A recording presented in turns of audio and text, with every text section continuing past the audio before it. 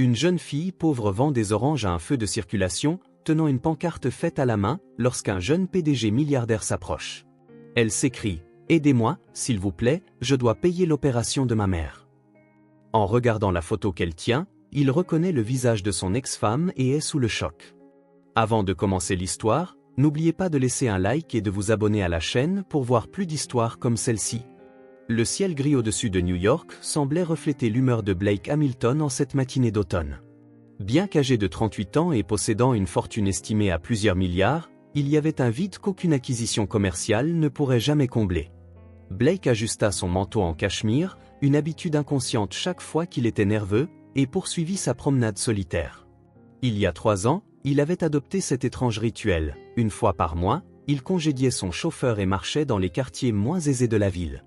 Ses conseillers pensaient que c'était une excentricité, un milliardaire errant dans des ruelles étroites, observant des vies si éloignées de sa propre réalité. Mais pour Blake, ces promenades étaient comme un point d'ancrage qui le maintenait connecté au monde réel, loin des salles de conseil et des jets privés. C'est peut-être juste de la culpabilité, murmura-t-il pour lui-même en tournant au coin d'une rue dans le Lower East Side. L'odeur de la nourriture de rue se mêlait à l'air froid du matin, créant une atmosphère familière et étrangement réconfortante. C'est alors que ses yeux captèrent un éclat d'orange vif de l'autre côté de la rue. Un petit étal de fortune, construit à partir de caisses en bois, exposait plusieurs oranges disposées en piles soignées. Derrière elle se tenait une fillette qui ne paraissait pas avoir plus de 6 ans, organisant soigneusement les fruits avec une attention méticuleuse. Blake ne pouvait expliquer ce qui l'attirait vers cette scène particulière. Peut-être était-ce le contraste de l'enfant aux cheveux bouclés foncés sur le fond gris de la ville, ou peut-être le fait qu'elle était là, seule, à vendre des fruits un jeudi matin alors qu'elle aurait dû être à l'école. Il traversa la rue, presque sans réfléchir. En s'approchant, il remarqua une pancarte écrite à la main avec des lettres vives et inégales que seul un enfant aurait pu faire. « Aidez ma maman, s'il vous plaît, elle a besoin d'une opération. » La fillette leva les yeux quand il s'approcha. Elle avait de grands yeux expressifs, d'un vert vif qui semblait illuminer son visage délicat. « Bonjour monsieur, dit-elle d'une voix fine et claire. Vous voulez acheter des oranges? Elles sont vraiment sucrées. » Blake remarqua quelque chose de familier dans son accent, une cadence qu'il reconnaissait très bien. « Bonjour, répondit-il avec un sourire aimable, s'accroupissant pour être à sa hauteur. « Pourquoi n'es-tu pas à l'école aujourd'hui ?» La fillette se mordit la lèvre inférieure, un geste qui donna à Blake une étrange sensation de déjà-vu. « Maman est malade, très malade aujourd'hui. Elle ne pouvait pas sortir du lit, expliqua l'enfant avec un sérieux qui ne correspondait pas à son âge. Alors je suis venu vendre des oranges.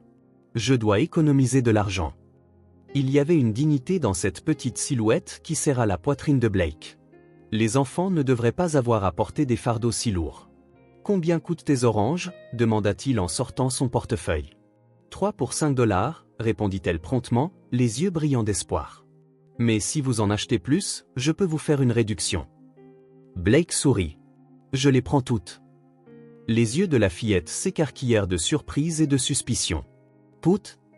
Toutes ?» confirma-t-il. « Combien pour tout le stock ?» L'enfant fronça les sourcils, faisant clairement un calcul mental compliqué. « J'ai 34 oranges, dit-elle finalement. « Ça ferait, disons 60 $, suggéra Blake, sachant que c'était bien plus que leur valeur réelle. La fillette hocha vigoureusement la tête, ses boucles rebondissant. « Waouh, c'est beaucoup d'argent !» s'exclama-t-elle avec une admiration sincère. « Ça va beaucoup aider ma maman. » Blake sortit quelques billets de son portefeuille et les tendit à l'enfant. Elle les accepta soigneusement, comme s'ils étaient en verre. « Je ne pourrai pas emporter toutes les oranges maintenant, » expliqua-t-il. « Mais tu peux les garder et les vendre à d'autres personnes. » La petite vendeuse le regarda avec curiosité. « Vous ne voulez pas les oranges, mais vous les payez ?» Blake sentit une pointe de tendresse face à sa confusion. « Disons simplement que c'est ma contribution pour aider ta mère. » Le visage de la fillette s'illumina d'un sourire qui pourrait faire fondre même le cœur le plus froid. « Merci monsieur. Je m'appelle Isa. Et vous ?» Blake, répondit-il, se surprenant lui-même à donner son vrai nom. « Ta maman a quelque chose de grave ?» Le sourire d'Isa disparut rapidement, remplacé par une expression solennelle. « Oui, elle a besoin d'une opération, mais c'est très cher. Elle dit qu'elle va guérir, mais je sais que ce n'est pas vrai. » L'intuition aiguë de l'enfant était aussi impressionnante que déchirante. « Je peux vous montrer une photo d'elle, demanda Isa, cherchant déjà dans la poche de son manteau usé. Elle était si jolie avant de tomber malade. Blake hocha la tête, plus par politesse que par réel intérêt. La fillette sortit une photo froissée et la tendit fièrement. À cet instant, le temps sembla s'arrêter. L'air resta bloqué dans les poumons de Blake et son cœur manqua un battement. Ses yeux ne pouvaient se détacher de l'image. Une femme aux cheveux châtains ondulés et au sourire radieux regardait l'appareil photo. Les mêmes yeux verts que la petite fille. Le même sourire qu'il connaissait si bien. C'était Claire. Claire Bennett. Sa Claire. La femme qu'il avait aimée plus que tout et qui avait disparu de sa vie près de 7 ans auparavant. « C'est ta maman ?» demanda Blake, la voix tremblante, essayant de masquer son choc. Isa hocha fièrement la tête. « Elle est jolie, n'est-ce pas ? Cette photo date d'avant qu'elle ne tombe malade. Maintenant, elle est plus maigre et elle a perdu une partie de ses cheveux. » Blake lutta pour rester calme, mais son esprit s'emballait, essayant de traiter l'information. Claire était malade, avait besoin d'une opération, vivait dans des conditions précaires avec cet enfant. Un enfant qui devait avoir environ 6 ans. 6 ans depuis ? Une équation terrible commença à se former dans son esprit. « Ta maman habite dans le coin ?» demanda-t-il, essayant de paraître désinvolte. « Oui, sur Orchard Street », dit vaguement Isa en pointant vers le bout du pâté de maison. « C'est l'immeuble rouge avec la porte cassée. » Blake lui rendit la photo, les mains légèrement tremblantes. « Tu ne devrais pas être ici toute seule, » dit-il, essayant de garder une voix stable. « Qui s'occupe de ta maman maintenant ? » Notre voisine, Madame Rodriguez, passe la voir à l'heure du déjeuner, mais je dois bientôt rentrer pour lui donner ses médicaments. Blake sentit le poids de la situation peser sur ses épaules. Il regarda de nouveau l'enfant, remarquant maintenant des détails qu'il n'avait pas vus auparavant. La couleur de ses yeux, la forme de son menton, la façon dont elle fronçait les sourcils en réfléchissant. « Isa » demanda-t-il prudemment, « quel âge as-tu » ? 6 ans et demi, répondit-elle fièrement en montrant ses doigts. J'ai eu mon anniversaire le mois dernier. 6 ans et demi. Le timing correspondait parfaitement. Tu dois rentrer chez toi maintenant ? demanda-t-il, essayant d'organiser ses pensées tourbillonnantes. Pas encore. Maman a dit que je devais rester ici jusqu'à ce que je vende au moins 10 oranges. Mais comme vous les avez toutes achetées ? Elle sourit, révélant une dent de devant manquante. Je suppose que je peux rentrer maintenant. Blake vit une opportunité. Puis-je t'accompagner jusqu'à ta rue ? Ça peut être dangereux ici. Isa sembla réfléchir à l'offre un instant, son petit visage prenant une expression sérieuse. Maman m'a dit de ne pas partir avec des inconnus. Mais vous n'avez pas l'air méchant. Et vous avez acheté toutes mes oranges, ajouta-t-elle, comme si cela seul prouvait sa bonne moralité. D'accord, vous pouvez m'accompagner, mais seulement jusqu'au coin de ma rue. Blake l'aida à ranger les oranges dans un sac en tissu délavé qu'elle avait apporté. Isa glissa l'argent dans la poche intérieure de son manteau, tapotant pour s'assurer qu'il était en sécurité. « Tout est prêt », annonça-t-elle avec un sérieux adorable. « On peut y aller. » Alors qu'ils marchaient côte à côte sur le trottoir inégal, Blake luttait pour garder ses émotions sous contrôle.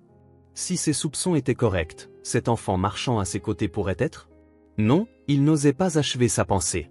C'était trop terrifiant, trop merveilleux, trop dévastateur. « Tu aimes la glace, Isa ?» demanda-t-il, essayant de maintenir une conversation décontractée. « J'adore ça. » Ses yeux s'illuminèrent. « Mais je n'en ai que pour les occasions spéciales. Maman dit que c'est cher. » Une autre pointe de douleur transperça la poitrine de Blake. L'idée que cet enfant considère la glace comme un luxe était insupportable. « Et ton papa ? Est-ce qu'il vous aide, toi et ta maman ?» Le visage d'Isa devint soudain sérieux. « Je n'ai pas de papa. Du moins, pas un que je connaisse. Maman ne parle jamais de lui. » Blake déglutit difficilement. La boule dans sa gorge semblait avoir la taille d'une balle de tennis. « Parfois, » continua Isa pensivement, « j'imagine comment il serait. Peut-être qu'il est mort, ou peut-être qu'il vit très loin.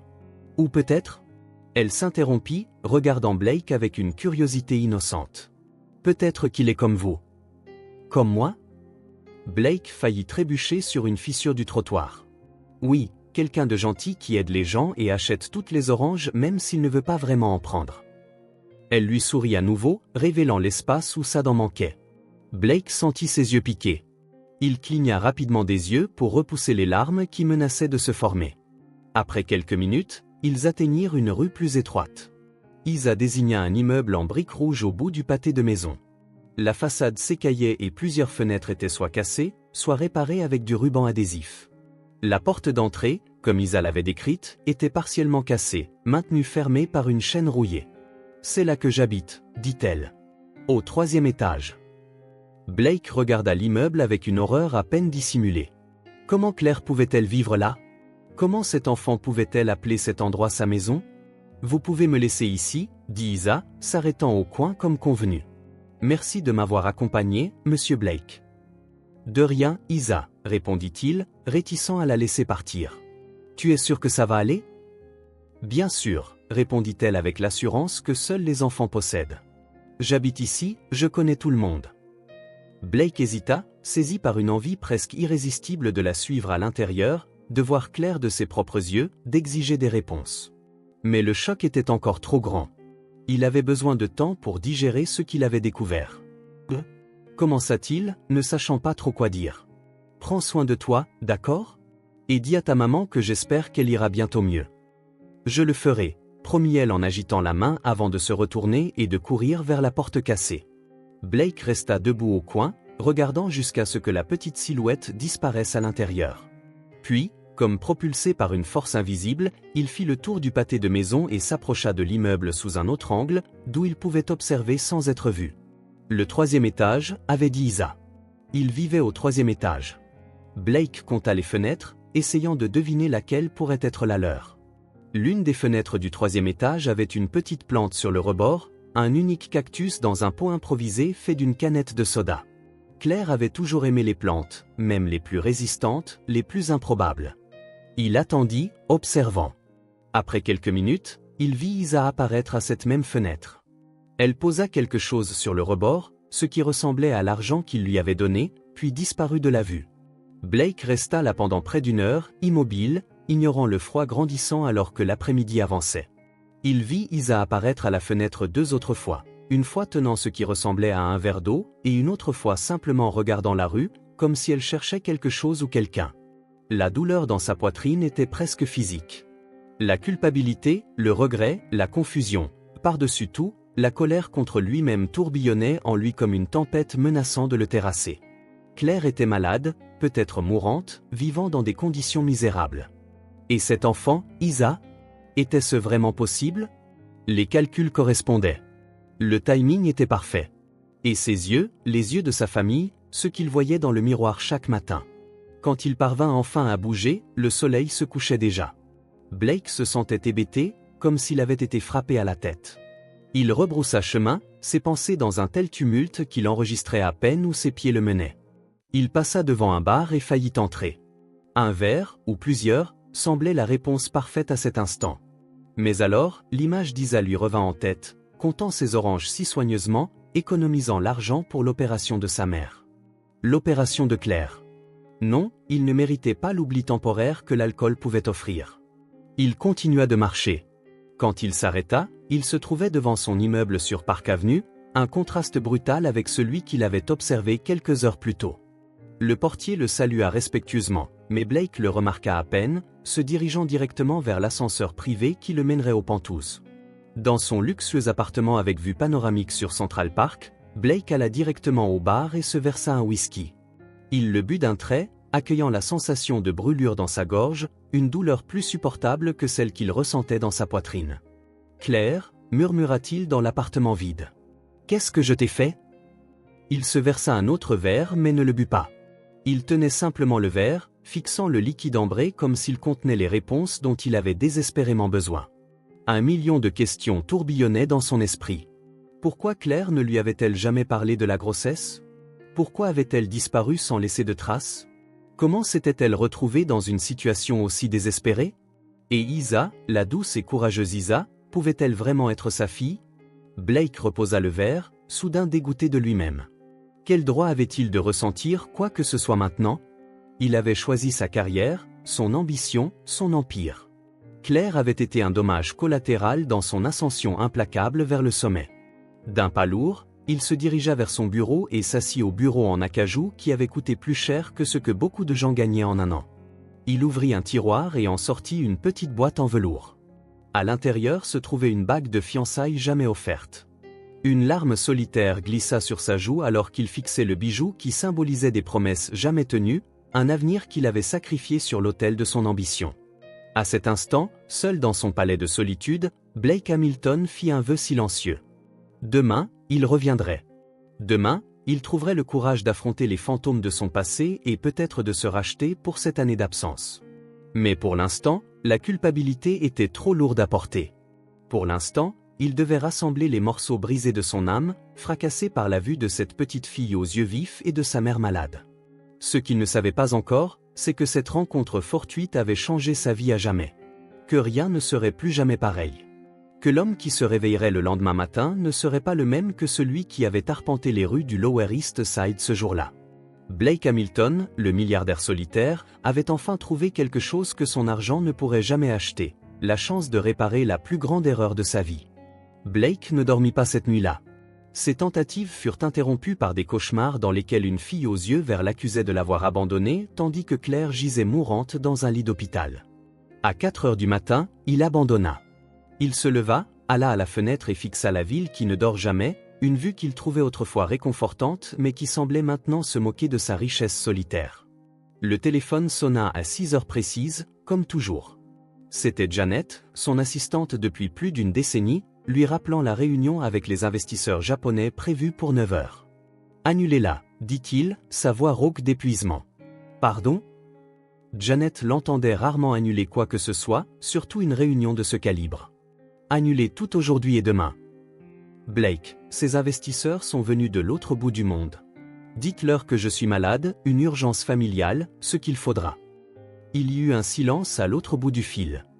Janet le connaissait trop bien. « Est-ce que tout va bien ?» demanda-t-elle finalement, une inquiétude sincère dans la voix, chose que peu de gens dans sa vie lui montraient jamais. « Non, » admit-il. « Mais peut-être que ça ira bientôt. » Il raccrocha avant qu'elle ne puisse poser d'autres questions. Il se sentit étrangement léger après avoir pris cette décision. Pour la première fois depuis des années, peut-être des décennies, ses engagements professionnels lui semblaient insignifiants comparés à ce qu'il avait découvert. Blake prit une douche rapide et s'habilla différemment de son style habituel.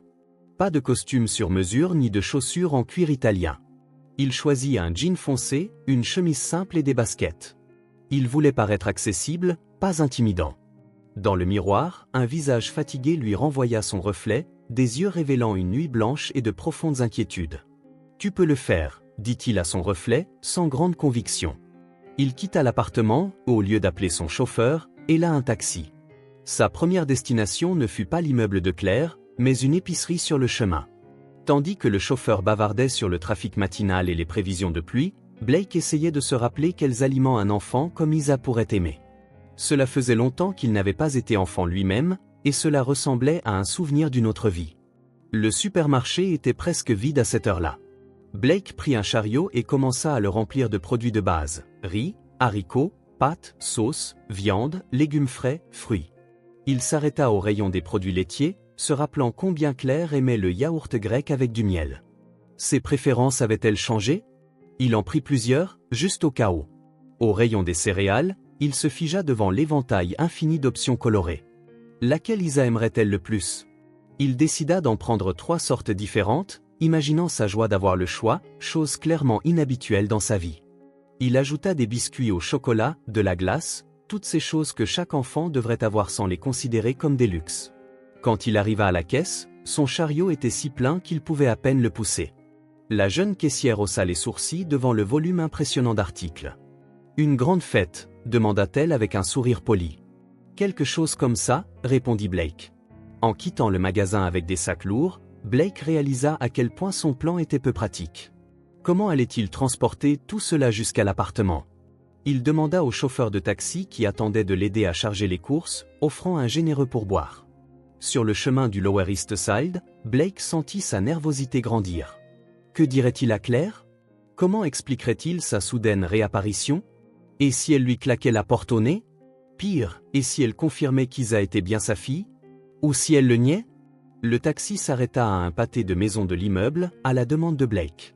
Il paya la course, incluant un pourboire si élevé qu'il fit écarquiller les yeux du chauffeur, et refusa l'offre d'aide avec les sacs. Il voulait faire cela seul.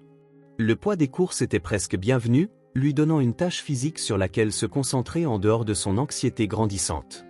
Il atteignit l'immeuble en briques rouges, essoufflé, non seulement par l'effort mais aussi par la tension.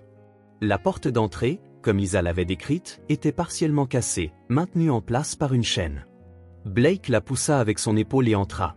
Le hall était faiblement éclairé et sentait le renfermer. Une pile de courriers non réclamés gisait dans un coin. La peinture s'écaillait des murs, révélant des couches de couleurs précédentes comme un enregistrement archéologique de la décomposition de l'immeuble. Il n'y avait pas d'ascenseur, juste un escalier étroit en colimaçon. Blake commença à monter, les sacs semblant plus lourds à chaque marche. En montant, il imaginait Claire faisant la même ascension chaque jour, portant peut-être Isa quand elle était petite, ou trimballant des courses tout en étant malade. Le 3e étage avait un couloir avec 4 portes. Blake hésita, réalisant qu'il n'avait aucune idée de quel appartement était celui de Claire. Il regarda chaque porte, essayant de deviner. L'une était décorée d'autocollants d'animaux colorés à hauteur d'enfant. Ce devait être celle-là. Il s'approcha et écouta. Silence. Il prit une profonde inspiration et frappa. Pendant un long moment, rien ne se passa. Puis il entendit de légers pas s'approcher et une voix enfantine demanda « Qui est là ?» Le cœur de Blake s'emballa au son de la voix d'Isa. « C'est Blake, répondit-il. Nous nous sommes rencontrés hier. J'ai apporté quelques affaires pour toi et ta maman. » Il y eut une pause, puis le bruit d'une chaîne qu'on faisait glisser et d'une clé qui tournait. La porte s'entr'ouvrit, limitée par une autre chaîne de sécurité. Le visage d'Isa apparut dans l'entrebâillement, ses yeux verts s'écarquillant en voyant Blake. « Monsieur Blake !» s'exclama-t-elle avec une excitation sincère. « Qu'est-ce que vous faites ici ?» « Comme promis, j'ai apporté quelques affaires, » dit-il en soulevant les sacs pour qu'elle les voie. « Puis-je entrer ?» Isa se mordit la lèvre inférieure, le même geste qu'il avait remarqué la veille. « Je dois demander à maman, » dit-elle en refermant la porte. Blake entendit des voix étouffées de l'autre côté, une aiguë et excitée, clairement celle d'Isa, et une autre, plus basse, hésitante, une voix qu'il reconnaîtrait n'importe, même après 7 ans. La porte s'ouvrit plus largement cette fois, mais ce n'était pas Isa qui apparut. Claire semblait plus mince qu'il ne s'en souvenait, des cernes sous les yeux, ses cheveux autrefois longs et brillants étaient maintenant courts et ternes. Mais ses yeux, les mêmes yeux verts qui étaient maintenant ceux de sa fille, étaient aussi expressifs que jamais. Et à cet instant, ils exprimaient le choc, l'incrédulité et quelque chose qui ressemblait à de la colère. « Blake, dit-elle, son ton plat cachant toute émotion. »« Claire, répondit-il, sa voix presque un murmure. « Qu'est-ce que tu fais ici ?» l'interrompit-elle, se plaçant protectricement devant Isa qui essayait de jeter un coup d'œil autour d'elle. Blake souleva à nouveau les sacs. « J'ai apporté des courses, dit-il. De la nourriture surtout. J'ai pensé que ça pourrait t'aider. » Les yeux de Claire se plissèrent. « Comment nous as-tu trouvés ?»« J'ai rencontré Isa hier, elle vendait des oranges. Elle m'a montré ta photo. » Claire ferma brièvement les yeux, comme si elle traitait l'information. Quand elle les rouvrit, il y avait une détermination que Blake connaissait trop bien. « Isa, va dans ta chambre, s'il te plaît, » dit-elle sans quitter Blake des yeux. « Mais maman, » protesta la fillette, « Monsieur Blake a apporté de la nourriture. Et il a été gentil avec moi hier. »« Isa, » répéta Claire, son ton ne laissant aucune place à la discussion. « Maintenant. » L'enfant baissa la tête et s'éloigna en traînant les pieds. Une fois Isa hors de vue, Claire fit un pas en avant, bloquant toujours l'entrée. « Que veux-tu vraiment, Blake ?» demanda-t-elle, sa voix maintenant chargée d'une émotion contenue. « Tu te pointes après 7 ans avec quelques courses et tu penses que tout va bien ?»« Non, » répondit-il, se sentant petit sous l'intensité de son regard. « Je sais que rien ne va bien. Je sais que j'ai fait des erreurs terribles. Je veux juste aider maintenant. » Claire laissa échapper un rire sec et sans joie. « Aider maintenant ? Où était ton aide quand j'ai découvert que j'étais enceinte et que tu t'es enfuie à Shanghai sans même laisser de numéro de contact ?» Ces mots frappèrent Blake comme un coup de poing. C'était donc vrai. Isa était sa fille. Une partie de lui le savait depuis le moment où il avait vu ses yeux verts si semblables aux siens, mais entendre la confirmation des lèvres de Claire apportait un sentiment écrasant de réalité. « Je ne savais pas, » dit-il, sa voix suppliante pour être crue. « Claire, je jure sur tout ce qui compte, je n'avais aucune idée que tu étais enceinte. » Elle l'étudia un long moment, comme si elle décidait s'il fallait le croire. « Est-ce que ça aurait fait une différence ?» demanda-t-elle finalement. « Ta précieuse carrière, ton ascension vers le sommet, Aurais-tu tout abandonné pour une petite amie enceinte et un enfant que tu n'avais pas prévu?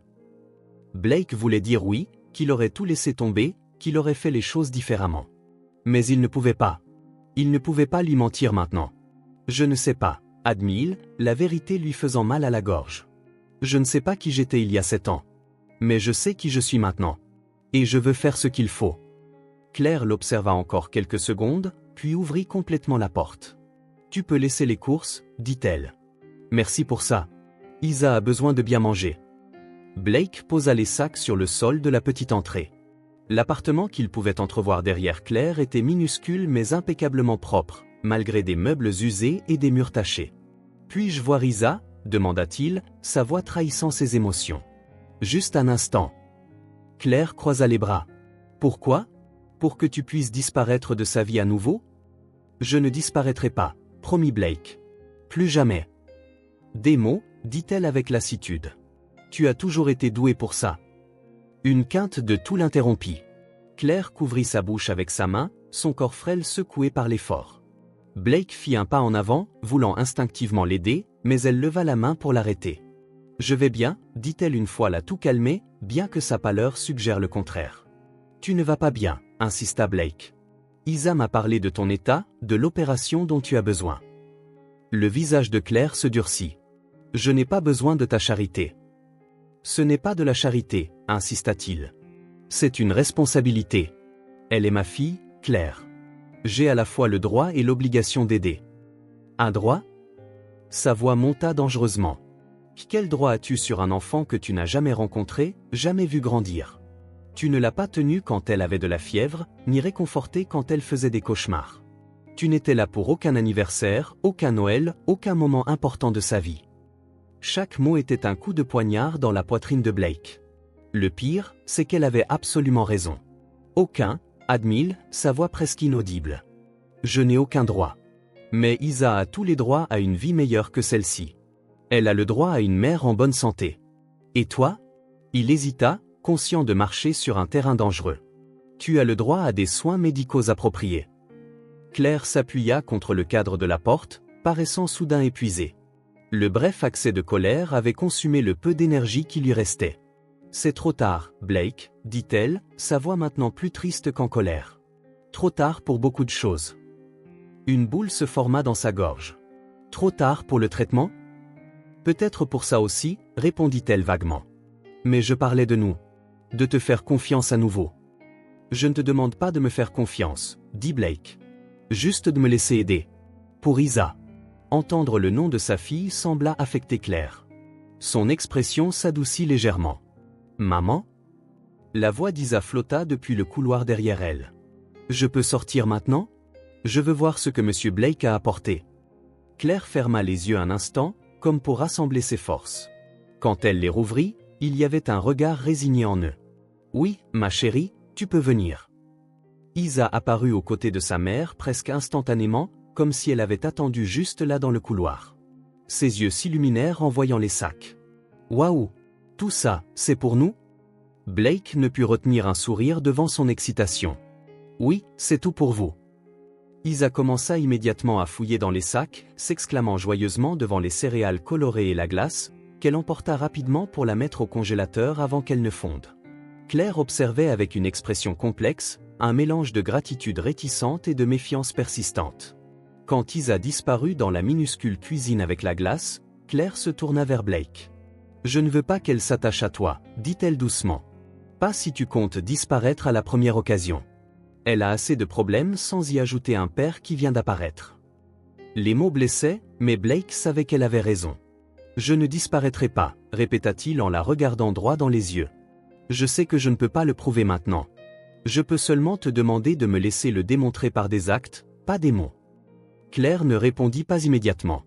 Isa revint, tenant un pot de glace ouvert avec une cuillère plantée dedans. « Vous en voulez, monsieur Blake ?» offrit-elle en tendant la cuillère vers lui. C'était un geste si innocent, si généreux que cet enfant qui n'avait presque rien offrant de partager sa première gâterie, que Blake sentit les larmes lui piquer les yeux.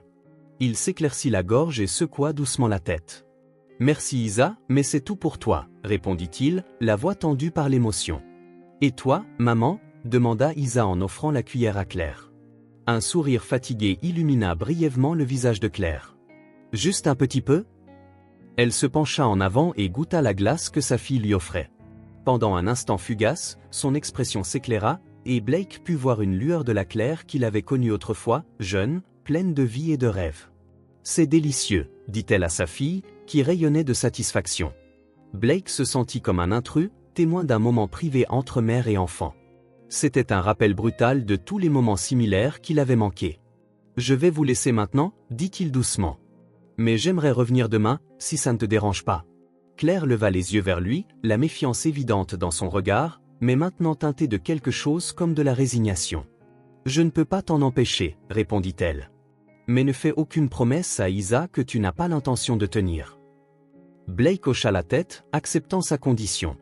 Il jeta un coup d'œil à Isa, qui observait l'interaction des adultes avec curiosité. « À demain, Isa, dit-il. J'espère pouvoir revenir te voir demain. »« Tu apporteras encore de la glace ?» demanda-t-elle avec espoir. Blake sourit. « Si ta maman est d'accord ?» Claire ne dit rien, mais son regard en disait long, ne la déçoit pas. Blake recula dans le couloir, la poitrine lourde d'émotions contradictoires. D'une part, une douleur aiguë en réalisant ce qu'il avait perdu, 7 ans de la vie de sa fille. D'autre part, un espoir fragile pour un nouveau départ. « Je trouverai les meilleurs médecins pour toi, dit-il à Claire avant de partir. Ce n'est pas négociable. » Pendant un instant, il sembla qu'elle allait protester à nouveau, mais une autre quinte de tout la frappa, cette fois plus forte que la précédente. Isa mit immédiatement la glace de côté et courut tenir la main de sa mère, la peur évidente sur son petit visage. La vue brisa le cœur de Blake. Il était évident que la situation était plus grave que Claire ne l'admettait. Quand la toux se calma, elle hocha simplement la tête, un geste d'acceptation à peine perceptible. Blake quitta l'immeuble, se sentant à la fois plus léger et plus lourd. La vérité était maintenant dévoilée, brute et douloureuse. Isa était sa fille. Claire était vraiment malade. Et il avait 7 ans d'absence à rattraper, si tant est que ce soit possible. En descendant la rue animée, il repassa mentalement ses prochaines étapes, appel à ses contacts médicaux, organisation d'un traitement immédiat pour Claire, consultation avec des avocats concernant ses droits et responsabilités en tant que père. Une partie de lui, le côté froid et calculateur qui avait bâti son empire, lui conseillait la prudence. Test de paternité, vérification du véritable état de santé de Claire, protection contre d'éventuelles demandes financières excessives. Mais pour la première fois de sa vie d'adulte, Blake Hamilton fit taire cette voix. Peu importait qu'Isa soit biologiquement sienne, bien qu'il en soit certain. Peu importait combien coûterait le traitement de Claire. Peu importaient les tracas juridiques ou les complications. La seule chose qui comptait était cette famille brisée qu'il avait, intentionnellement ou non, contribué à détruire. Et maintenant, il avait une chance, peut-être sa dernière chance, de réparer les choses. Quand il héla enfin un taxi pour rentrer chez lui, Blake réalisa qu'il souriait. C'était un sourire triste, marqué par le regret, mais un sourire néanmoins.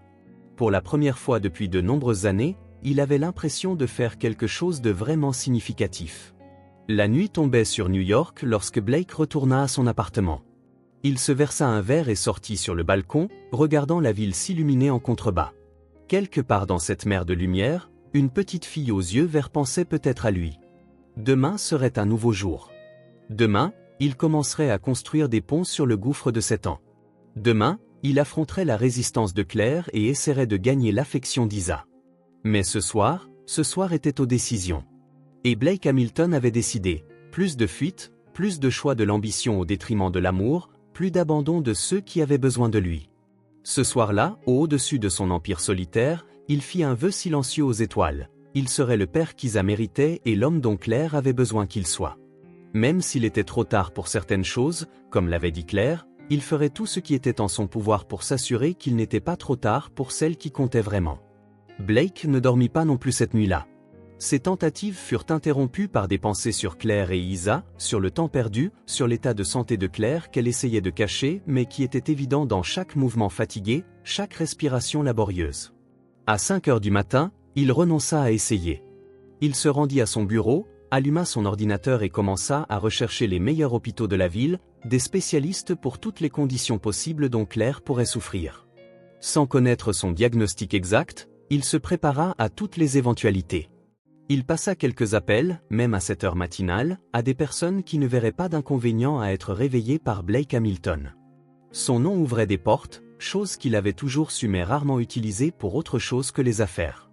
Maintenant, ce pouvoir servirait un but différent.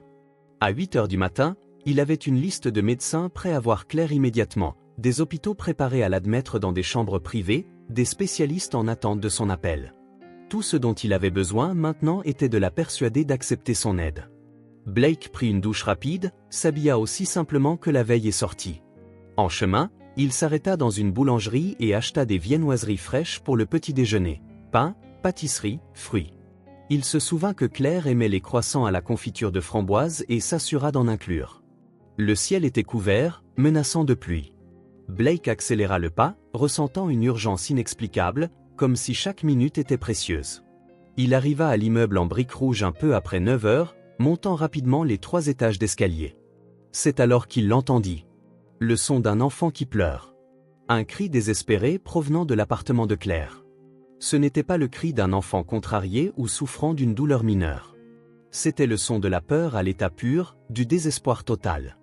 Blake sentit un froid glacial lui parcourir les veines. Il laissa tomber les sacs dans le couloir et courut vers la porte, tambourinant dessus. « Isa! Claire !» cria-t-il, la panique montant dans sa voix. Les pleurs continuaient, entrecoupés de sanglots. Puis des pas précipités s'approchèrent et la voix tremblante d'Isa demanda « Qui est là ?»« C'est Blake. Qu'est-ce qui se passe? Tu vas bien ?» La porte s'ouvrit immédiatement. Isa se tenait là, en pyjama, le visage rouge et gonflé par les pleurs, les cheveux en désordre. Ses yeux verts étaient écarquillés de terreur. « Monsieur Blake, sanglotait-elle. Ma maman ne se réveille pas. J'ai tout essayé, mais elle ne répond pas. » Blake n'attendit pas d'autres explications. Il entra, suivant Isa jusqu'à la petite chambre où dormait Claire. La pièce était simple, avec seulement un lit, une table de nuit et une vieille commode. Des taches d'eau marquaient les murs, mais ils étaient ornés de dessins colorés, manifestement l'œuvre d'Isa. Claire gisait sur le lit, pâle comme du papier. Sa respiration était si superficielle que, pendant un instant terrifiant, Blake crut qu'il était trop tard. Il se précipita, s'assit sur le bord du lit et vérifia son pouls.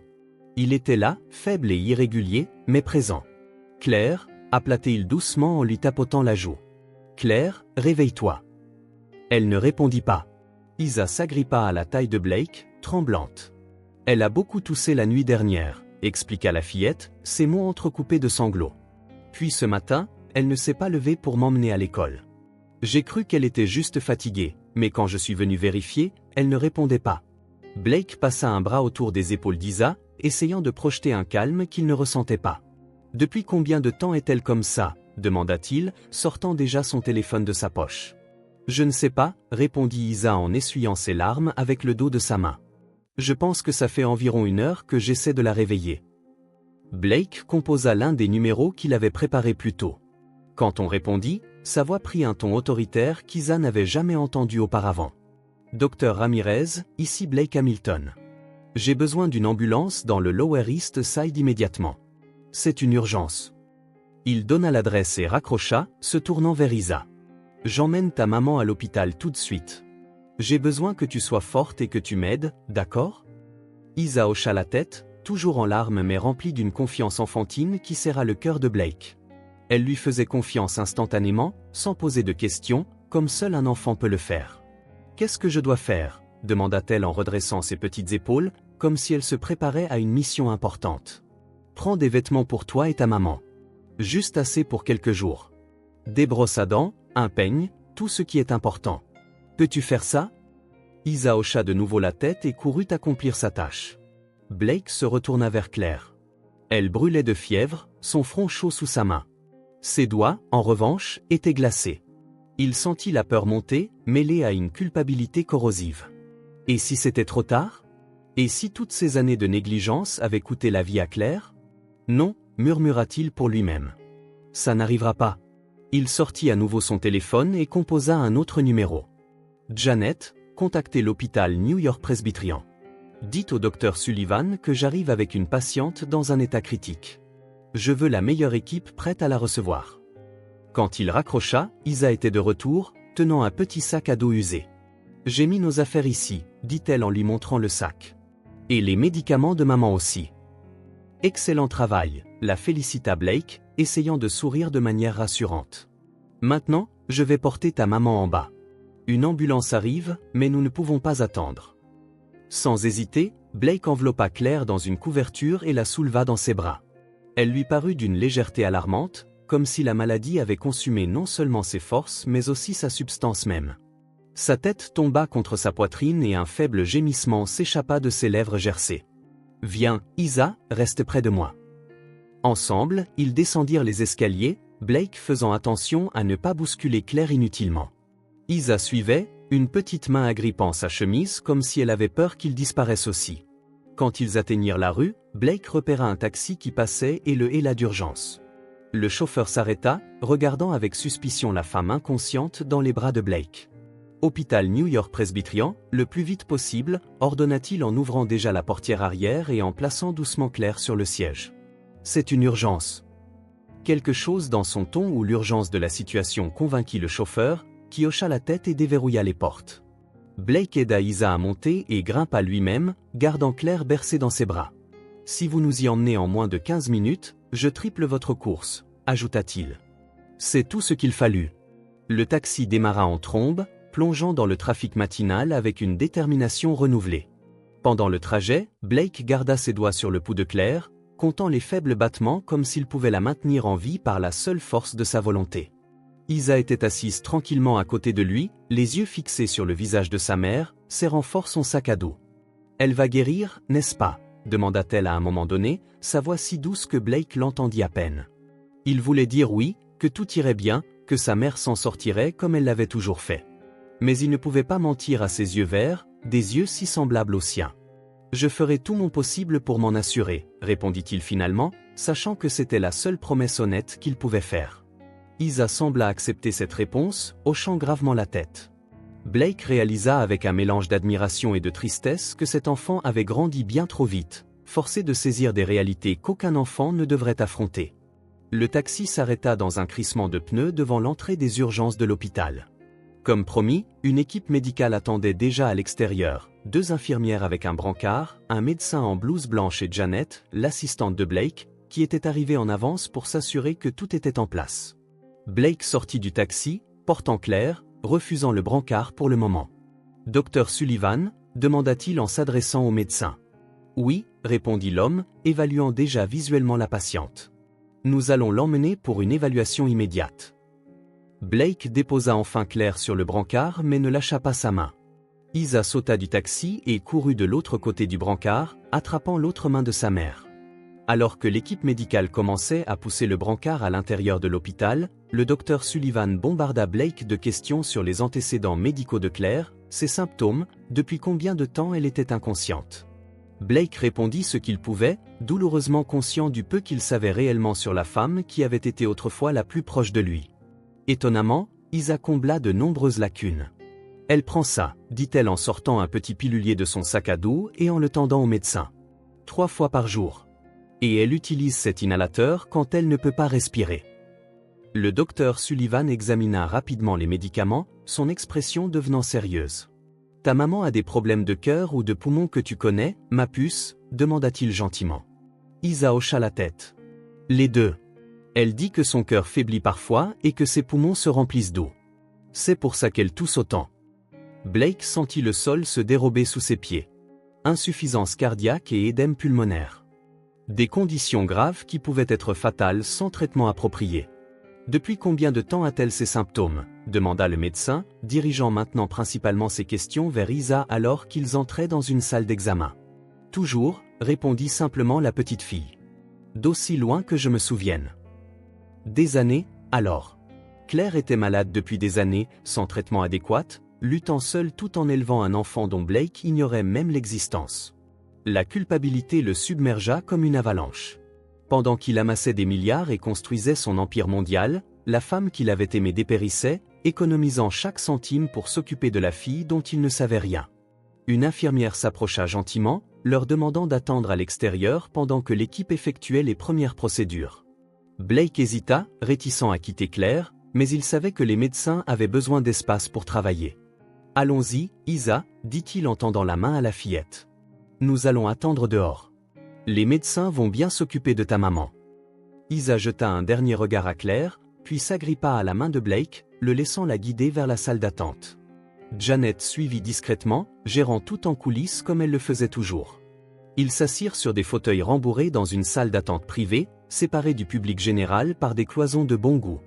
Janet apporta de l'eau et du jus, proposant également des collations qu'Isa refusa d'un signe de tête. « Je n'ai pas faim », expliqua-t-elle. « Mon estomac est bizarre. » Blake hocha la tête, comprenant parfaitement. Son propre estomac était noué par l'anxiété et la peur. « Monsieur Blake ?» Isa brisa le silence après quelques minutes. « Est-ce que ma maman va mourir ?» La question, posée avec une honnêteté enfantine brutale, coupa le souffle à Blake. Il se tourna pour lui faire face, voyant la peur sincère dans ses yeux, et désirant désespérément la protéger de toute douleur. « Pas si je peux l'empêcher, » dit-il avec une détermination féroce qui le surprit même lui. « Cet hôpital a certains des meilleurs médecins du monde, et ils feront tout leur possible pour aider ta maman. » Isa étudia son visage un moment, comme si elle cherchait le moindre signe de tromperie ou d'hésitation. Puis, à la surprise de Blake, elle se rapprocha et appuya sa tête contre son bras. « Merci de nous aider, » dit-elle doucement. « J'ai prié pour que quelqu'un vienne. » Blake sentit une boule dans sa gorge, et par impulsion, passa son bras autour de ses épaules, la rapprochant. « Je suis là maintenant, promis-il. Et je ne vais nulle part. » Ils restèrent ainsi, en silence, pendant près d'une heure. Finalement, Isa accepta un peu de jus d'orange et un sandwich que Janet lui offrit, mangeant lentement, sans grand enthousiasme. Blake gardait les yeux fixés sur les portes par lesquelles Claire était passée, comme si sa seule volonté pouvait produire des nouvelles. Janet était assise de l'autre côté, filtrant discrètement les appels et messages incessants arrivant sur le téléphone de Blake, le protégeant du monde extérieur qui continuait de tourner, ignorant le drame qui se déroulait là. Finalement, le docteur Sullivan émergea, toujours dans sa blouse blanche et tenant un dossier. Son visage était sérieux, mais pas sombre, un léger soulagement pour Blake qui avait appris à interpréter les expressions médicales au fil des ans. Blake se leva immédiatement, Isa le suivant, s'accrochant fermement à sa main avec une force surprenante pour quelqu'un de si petit. « Monsieur Hamilton », commença le médecin. « Nous avons réussi à stabiliser Madame Bennett. » Blake expira le souffle qu'il n'avait pas réalisé qu'il retenait. « Qu'est-ce qu'elle a exactement ?» Le docteur Sullivan jeta un coup d'œil à Isa, puis de nouveau à Blake, clairement incertain du niveau de détail à révéler devant un enfant. Blake hésita, ne voulant pas l'effrayer mais sachant aussi qu'Isa méritait de savoir ce qui arrivait à sa mère. « Isa, » dit-il en s'accroupissant pour croiser son regard. « Je dois parler au docteur de l'état de ta maman. Peux-tu attendre avec Janet quelques minutes ? Je te promets que je t'expliquerai tout après, d'une manière que tu pourras comprendre. » La fillette se mordit la lèvre, regardant du médecin à Blake, puis à Janet qui lui sourit de manière encourageante. « D'accord, » accepta-t-elle finalement. « Mais ne soyez pas trop long. »« Promis », dit Blake en lui serrant doucement la main avant de la lâcher. Janet guida Isa vers un petit coin-jeu dans le coin de la salle d'attente, assez loin pour qu'elle ne puisse pas entendre la conversation mais toujours à portée de vue de Blake. Il se retourna vers le médecin, se préparant au pire. « Quelle est la gravité de la situation ?» demanda-t-il directement. « Docteur ?» Sullivan n'hésita pas. « Grave, mais pas désespéré. Madame Bennett souffre d'une cardiomyopathie dilatée avec une insuffisance cardiaque congestive résultante. Elle présente également un édème pulmonaire important et des signes de pneumonie bactérienne, qui semble être le déclencheur immédiat de sa décompensation actuelle. » Blake absorba l'information, son esprit triant automatiquement les options comme il le faisait en affaires. Pronostic ? Avec un traitement immédiat et agressif, les chances sont bonnes. Nous avons déjà commencé des antibiotiques à large spectre pour la pneumonie, ainsi que des médicaments pour améliorer sa fonction cardiaque. L'édème pulmonaire répond aux diurétiques. À long terme ? Le médecin hésita légèrement. La cardiomyopathie est une maladie chronique. D'après ce que je peux dire des tests préliminaires, son cœur a subi des dommages importants, probablement dus à l'absence de traitement pendant si longtemps. Aura-t-elle besoin d'une greffe ? Blake alla droit au but. Il est trop tôt pour le dire avec certitude, mais ce n'est pas à exclure. Pour l'instant, nous devons nous concentrer sur sa stabilisation et le traitement de la pneumonie. Je recommande une série de tests plus détaillés une fois qu'elle sera assez forte pour les supporters. Blake hocha la tête, prenant déjà des décisions mentales. Faites tout ce qui est nécessaire, Dr. Sullivan. Le coût n'est pas un problème. Je veux la meilleure équipe, les meilleurs spécialistes, les meilleurs traitements disponibles. S'il existe une option expérimentale qui pourrait aider, je veux en être informé. Compris, Monsieur Hamilton. J'ai déjà alerté notre équipe de cardiologie. Le docteur Patel, chef du service, est en route. Quand puis-je la voir? Bientôt. Nous la transférons aux soins intensifs pour au moins 24 heures de surveillance étroite. Une fois qu'elle sera installée, nous autoriserons de brèves visites. Blake remercia le médecin, qui promit de revenir avec des mises à jour. Seul un instant, Blake s'autorisa à ressentir tout le poids de la situation. Claire aurait pu mourir aujourd'hui. Probablement l'aurait fait s'il n'était pas intervenu. La pensée était insupportable. Il prit plusieurs profondes inspirations, se ressaisissant avant de retourner vers Isa. Elle le regardait attentivement depuis l'autre bout de la pièce, ignorant la tablette de jeu que Janet lui avait offerte. Quand Blake s'approcha, Isa se leva immédiatement. « Comment va maman ?» demanda-t-elle, ses grands yeux verts effrayés mais déterminés à savoir la vérité. Blake s'assit à côté d'elle, choisissant ses mots avec soin, visant le niveau de compréhension d'une enfant de 6 ans. « Ta maman est très malade, Isa, commença-t-il doucement. Son cœur ne fonctionne pas aussi bien qu'il le devrait, et ses poumons sont aussi touchés. En plus, elle a attrapé une infection, un peu comme une très mauvaise grippe, qui a tout aggravé. » Isa hocha gravement la tête. Je savais qu'elle allait de plus en plus mal. Elle essayait de le cacher, mais je le voyais. La perspicacité de l'enfant était à la fois admirable et déchirante. Les médecins s'occupent d'elle maintenant, continua Blake. Ils lui ont donné des médicaments pour combattre l'infection et aider son cœur à mieux fonctionner. Elle devra rester à l'hôpital pendant quelques jours, peut-être plus. Puis-je la voir ? demanda Isa, sa voix petite mais pleine d'espoir. Bientôt. Dès que les médecins l'auront installée dans une chambre spéciale. Pour l'instant, nous devons être patients. Isa resta silencieuse un moment, traitant l'information. Puis, à la surprise de Blake, elle se pencha et le serra dans ses bras, pressant son visage contre sa poitrine. « J'ai peur », admit-elle, sa voix étouffée par sa chemise. Blake l'enveloppa de ses bras, ressentant une protectivité féroce qu'il n'avait jamais éprouvée auparavant. À cet instant, il sut qu'il ferait n'importe quoi, absolument n'importe quoi, pour protéger cet enfant. « Je sais, répondit-il doucement. J'ai peur aussi. Mais nous sommes ensemble maintenant, toi et moi.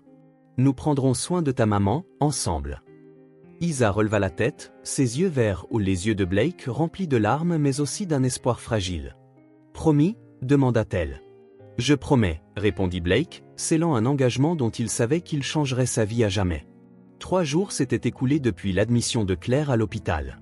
La pneumonie commençait à répondre aux antibiotiques, mais son état cardiaque nécessitait toujours une surveillance intense. Les médecins mentionnaient des semaines d'hospitalisation et peut-être une intervention chirurgicale pour implanter un dispositif d'assistance ventriculaire. Pendant ce temps, Blake réorganisa complètement sa vie.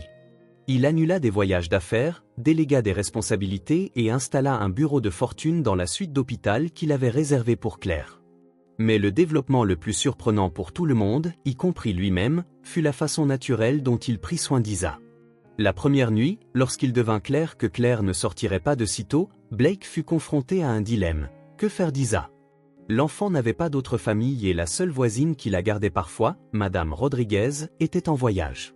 « Tu peux rester avec moi pendant que ta maman se rétablit » offrit-il, hésitant, craignant qu'elle ne le rejette. « J'ai une chambre d'amis qui peut être la tienne pour l'instant. » Isa regarda sa mère endormie dans le lit d'hôpital, puis de nouveau Blake. Ses yeux verts semblaient peser toutes les possibilités. « Maman voudrait que je sois avec quelqu'un de sûr, » dit-elle finalement avec une maturité qui continuait de le surprendre. « Puis-je apporter mon ours en peluche, Théodore ?» Blake sentit une vague de soulagement. « Bien sûr que tu peux. Et tout ce que tu veux d'autre. » Ce même soir, après une visite rapide à son appartement pour récupérer les affaires d'Isa, y compris Théodore, un ours brun dépenaillé qui semblait être son plus proche compagnon, ils se dirigèrent vers l'appartement de Blake sur Park Avenue. Les yeux d'Isa s'écarquillèrent en traversant le hall en marbre avec son haut plafond et ses lustres en cristal. « Vis-tu dans un château ?» demanda-t-elle à voix basse, s'accrochant à la main de Blake tout en absorbant les environs.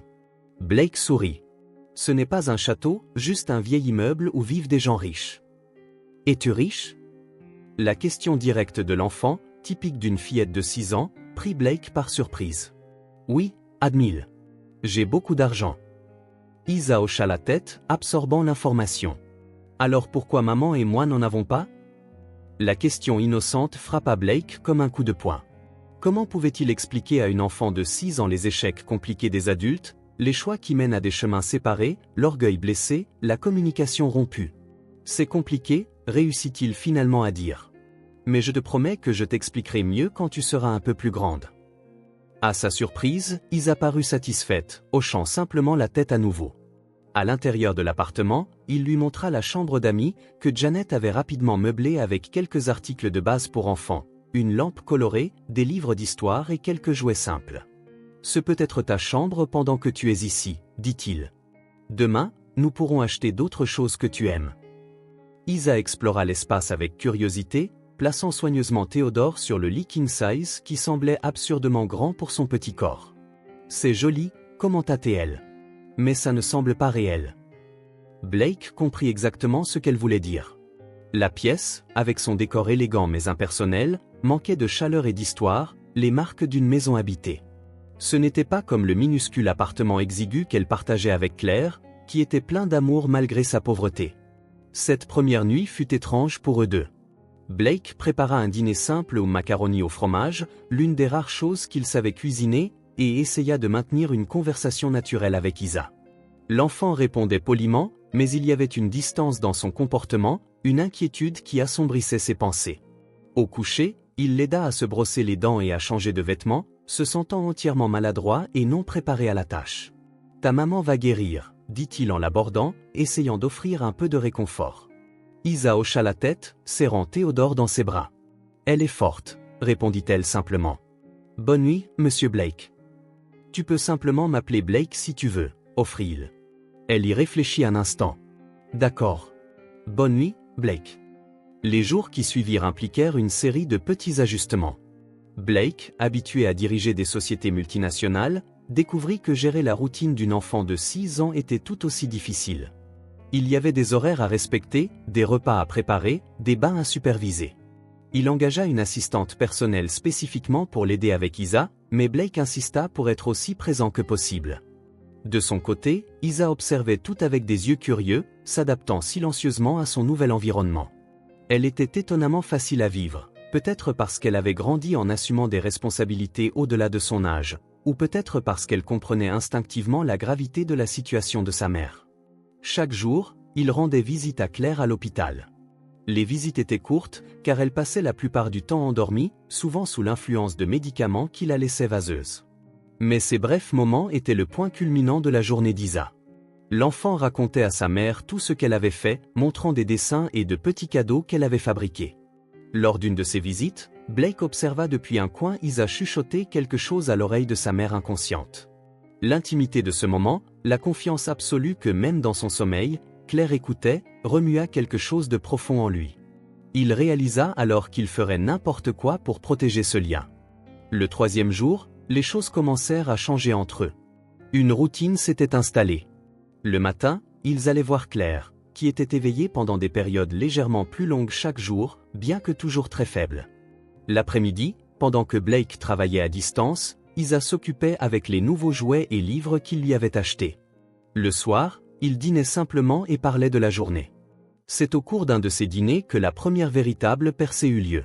« Blake, » dit Isa en poussant les macaronis dans son assiette. « Puis-je te poser une question ?»« Bien sûr, » répondit-il en posant sa fourchette pour montrer qu'elle avait toute son attention. « Comment as-tu rencontré ma maman ?» La question prit Blake au dépourvu, le faisant s'étouffer avec le vin qu'il sirotait. Quand il se rétablit, il vit Isa l'observer avec un mélange de curiosité et de patience, attendant sa réponse. Pendant un bref instant, il envisagea d'inventer quelque chose, une version plus simple ou éditée de la vérité. Mais quelque chose dans son regard, si semblable au sien, exigeait l'honnêteté. « Ta maman et moi nous sommes rencontrés il y a longtemps », commença-t-il, choisissant ses mots avec soin. « Je venais de démarrer mon entreprise, et elle travaillait dans un café près de mon premier bureau. » Isa écoutait attentivement, absorbant chaque mot. Chaque jour, j'y allais prendre un café, et chaque jour, elle me faisait ce sourire spécial que seule elle savait faire, continua Blake, ressentant une pointe de nostalgie et de chagrin.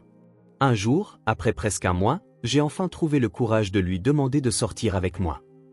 A-t-elle dit oui? Demanda Isa, se penchant en avant, complètement absorbée par l'histoire. Pas la première fois, dit Blake en souriant au souvenir. Elle a dit qu'elle était trop occupée. Alors j'ai demandé à nouveau le lendemain et le suivant. Le 4e jour, elle a finalement dit oui, juste pour que j'arrête de demander. Isa gloussa, un son cristallin qui illumina l'appartement habituellement silencieux d'une joie inattendue. Nous sommes sortis ensemble pendant près de 2 ans, poursuivit Blake, entrant maintenant en terrain plus difficile. C'était les meilleures années de ma vie. Ta maman est spéciale. Elle a le don de faire de n'importe quel endroit un chez-soi. Je sais, dit Isa en hochant la tête d'un air entendu. Elle fait le meilleur chocolat chaud du monde, même quand on n'a pas de vrai chocolat. Blake sentit une boule se former dans sa gorge. Ça lui ressemble tout à fait. Et puis, Isa, pourquoi n'êtes-vous pas restés ensemble? Blake prit une profonde inspiration. C'était la partie la plus difficile, mais il savait qu'il devait la vérité à cet enfant. J'ai fait des erreurs, Isa. De grosses erreurs. Mon entreprise a commencé à grandir, et j'ai laissé le travail devenir plus important que tout. Plus important que ta maman. Plus important que de construire une vie ensemble. Je voyageais constamment, et j'étais à peine là quand elle avait besoin de moi. Isa gardait son regard fixé sur lui, sans jugement, essayant juste de comprendre. Finalement, j'ai eu une opportunité d'affaires en Chine et je l'ai acceptée sans vraiment en discuter avec elle. C'était censé durer 6 mois, mais ça a fini par durer 1 an. Quand tu es revenu, elle était partie, conclut Isa. Blake hocha la tête, étonné de sa perspicacité. Oui, elle était partie. Je l'ai perdue à cause des mauvais choix que j'ai faits. Le silence plana entre eux tandis qu'Isa traitait l'information. Puis, à la surprise de Blake, elle tendit la main et toucha doucement la sienne. Mais maintenant tu es là, dit-elle simplement. Et tu aides maman. Et tu t'occupes de moi. Blake sentit des larmes brûler au coin de ses yeux. Oui, réussit-il à dire. Je suis là maintenant. Et je veux faire les choses différemment cette fois. Si ta maman me le permet. Si tu me le permets. Isa considéra cela avec le sérieux de quelqu'un de bien plus âgé que 6 ans. Je pense que tu mérites une seconde chance, déclara-t-elle finalement. Tout le monde en mérite une, s'ils sont vraiment désolés. Quelque chose changea entre eux à cet instant. Ce n'était pas une révélation dramatique ou une transformation instantanée, mais le début d'une confiance, encore fragile mais réelle. Un pont commençant à se former sur le gouffre des années perdues, soutenu par l'honnêteté et le désir sincère de Blake de faire mieux. Plus tard dans la nuit, quand il borda Isa, elle lui demanda de lui lire une histoire. Pour la première fois, elle lui permit de s'asseoir sur le bord du lit au lieu de la chaise plus éloignée. Un petit geste, mais qui signifiait tout.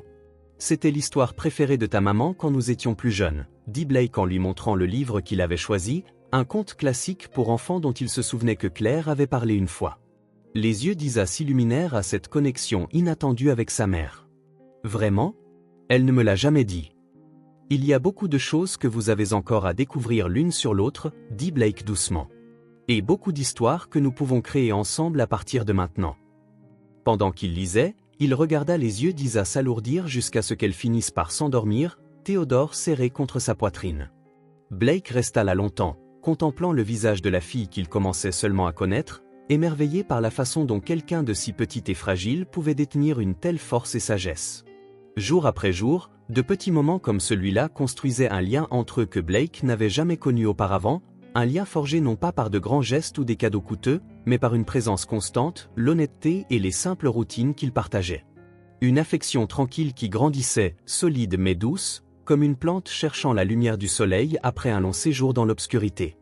Une semaine s'était écoulée depuis l'hospitalisation de Claire. Sa santé montrait des signes encourageants d'amélioration, bien que les médecins restent prudents. L'infection pulmonaire répondait bien aux antibiotiques et les médicaments pour le cœur semblaient stabiliser son état, du moins pour le moment. Pour Blake et Isa, ces jours créèrent une routine quasi familiale. Les matins commençaient par un petit déjeuner ensemble, Blake avait appris à faire des crêpes aux formes amusantes qui faisaient sourire Isa. Ensuite, il rendait visite à Claire à l'hôpital, passant quelques heures à ses côtés. L'après-midi, pendant que Blake travaillait dans son bureau improvisé, Isa coloriait ou lisait les nouveaux livres qu'il lui avait achetés. Les soirées apportaient des dîners simples suivis d'histoires au coucher. Progressivement, les moments de gêne devinrent moins fréquents et une connexion sincère commença à s'épanouir. Isa n'hésitait plus à demander de l'aide quand elle en avait besoin, et Blake ne se sentait plus entièrement perdu pour s'occuper de ses besoins quotidiens. Ce soir-là, en attendant une livraison de pizza à la demande d'Isa, ils étaient assis dans le spacieux salon donnant sur Central Park. Isa était occupée à dessiner, la langue dépassant en signe de concentration. Blake était sur son ordinateur portable, levant occasionnellement les yeux pour la regarder. « Qu'est-ce que tu dessines » demanda-t-il finalement, curieux de son intense concentration. Isa leva le papier pour montrer un croquis simple mais expressif de 3 bonshommes allumettes. Un grand, un moyen et un petit, se tenant tous la main. « C'est nous » expliqua-t-elle. « Moi, maman et toi. » Quelque chose se tordit dans la poitrine de Blake, un sentiment pour lequel il n'avait pas de nom. C'était à la fois douloureux et réconfortant. « C'est un très beau dessin, » dit-il, la voix légèrement rauque. « Pourrais-je le garder quand tu auras fini ?» Isa hocha la tête, reprenant son travail avec une dédicace renouvelée. Quelques minutes plus tard, elle brisa le silence avec une question qui semblait surgir de nulle part. « Blake, penses-tu que mon papa est mort ?» La question le frappa comme un coup de poing à l'estomac. Il ferma lentement son ordinateur portable, gagnant du temps pour réfléchir. Isa le regardait avec ses yeux verts inquisiteurs, ses yeux, attendant sa réponse. « Pourquoi demandes-tu ça » réussit-il finalement à dire. Isa haussa les épaules, mais il y avait une tension dans ses petites épaules qui trahissait son ton désinvolte. « Parfois, je pense qu'il doit l'être. Parce que s'il ne l'était pas, pourquoi ne nous chercherait-il jamais ? Mais d'autres fois ?» Elle s'interrompit, regardant à nouveau son dessin. « D'autres fois, je pense qu'il ne se souciait peut-être pas assez. » Blake eut l'impression que quelque chose s'arrachait de sa poitrine. L'idée que sa fille avait passé des années à imaginer son père mort, pire, indifférent, était presque insupportable. « Que dit ta maman à son sujet » demanda-t-il prudemment, conscient de marcher sur un terrain extrêmement délicat. Isa leva à nouveau les yeux, et la simplicité de sa réponse fut plus dévastatrice que n'importe quelle élaboration. « Maman n'a jamais parlé de mon papa.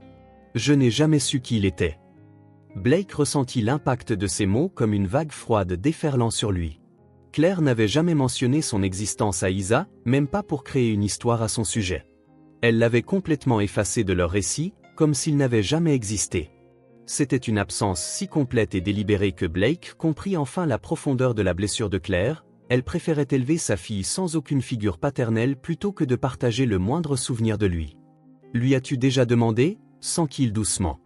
Isa se mordit la lèvre inférieure, ce geste qu'il reconnaissait maintenant comme le sien, reflété chez sa fille. « J'ai demandé une fois, quand j'avais 5 ans. Mes amis à l'école parlaient de leur papa, et je voulais savoir pour le mien. » Elle fit une pause, se remémorant. « Maman est devenue très triste. Très, très triste. Elle a pleuré toute la nuit. Je n'ai plus jamais demandé. » Blake ferma les yeux un instant, sentant la douleur de ce souvenir se répandre en lui. Claire pleurant seule la nuit, une Isa confuse et effrayée, toutes deux conséquences de ses choix, de son absence. « Penses-tu qu'il était une mauvaise personne » demanda Isa, sa petite voix tranchant ses pensées. Blake rouvrit les yeux pour la trouver en train de le regarder attentivement, comme si ces mots pouvaient percer le mystère qui avait entouré toute sa courte vie. « Non, » répondit-il prudemment. « Je pense que parfois les gens font des erreurs. De très grosses erreurs. Qui finissent par blesser les personnes qu'ils aiment, même s'ils ne le voulaient pas. Comme les erreurs que tu as faites avec ma maman ?» demanda Isa, son regard pénétrant donnant à Blake l'impression d'être complètement transparent. « Oui, admile. Comme celle-là. » Isa sembla méditer profondément cela avant de reprendre la parole. « Tu sais, parfois, j'invente des histoires sur lui, » confessa-t-elle doucement, dans sa tête. « Parfois, c'est un astronaute qui a dû partir dans l'espace pour une mission très importante. Ou un explorateur perdu dans la jungle. Oh !» Elle hésita, sa voix soudain timide. « Ou quelqu'un comme toi. » Blake sentit son cœur presque s'arrêter. « Comme moi ?» Isa hocha la tête en rougissant. Quelqu'un de gentil, qui raconte des histoires et fait des crêpes amusantes. Qui s'occupe de nous quand on a besoin de lui. À cet instant, Blake éprouva à la fois de la douleur et de la joie de la manière la plus intense. Il voulait la serrer dans ses bras, crier la vérité, tout déclarer. Mais il ne pouvait pas. Ce n'était pas son secret à révéler, pas sans Claire. Ce ne serait juste pour aucun d'eux. Au lieu de cela, il glissa doucement une boucle rebelle derrière l'oreille d'Isa, un geste qu'il avait vu Claire faire tant de fois lors de leur visite à l'hôpital. « N'importe quel homme aurait de la chance d'être ton père, Isa, dit-il tranquillement. Et s'il savait pour toi, je suis sûr qu'il serait la personne la plus fière du monde. » Elle le récompensa d'un sourire aussi éclatant qu'un rayon de soleil perçant des nuages denses. Leur conversation dériva vers des sujets plus légers à l'arrivée de la pizza, mais quelque chose de plus profond avait changé entre eux. Une compréhension plus forte, une confiance plus solide. Blake savait qu'il avait été mis à l'épreuve d'une certaine manière, et pour l'instant, il avait réussi. Plus tard dans la nuit, après avoir bordé Isa, Blake s'assit dans son bureau avec un verre de whisky intact, réfléchissant à tout ce qu'il avait appris. Par des questions subtiles au cours de la semaine, par des conversations avec Janet qui avait fouillé dans le passé de Claire, et maintenant par les révélations d'Isa, Blake avait reconstitué une image sombre des années qui s'étaient écoulées. Quand Claire avait disparu de sa vie, elle était au premier stade de la grossesse, probablement même pas consciente au début. Une fois qu'elle l'avait su, elle avait choisi d'y faire face seule plutôt que de le chercher. Elle avait déménagé plusieurs fois, occupé des emplois précaires tandis que sa santé se détériorait lentement. Il y avait eu des périodes sans adresse fixe, des nuits passées dans des refuges, la vraie faim quand l'argent manquait avant la fin du mois. Une lutte constante contre un système de santé qui offrait un soutien inadéquat. Et à travers tout cela, il y avait Isa. Une enfant grandissant dans des conditions qu'aucun enfant ne devrait jamais endurer, mais développant d'une manière ou d'une autre une résilience, une intelligence et une gentillesse qui défiaient ces circonstances. Blake leva son verre, regardant la lumière de la lampe se réfracter dans le liquide ambré. Sa fortune, son empire, tout semblait soudain vide comparé à ce qu'il aurait pu avoir, à ce qu'il aurait pu leur donner. Cette nuit-là, seul dans son luxueux bureau, il fit un vœu silencieux qui allait au-delà de ses promesses précédentes.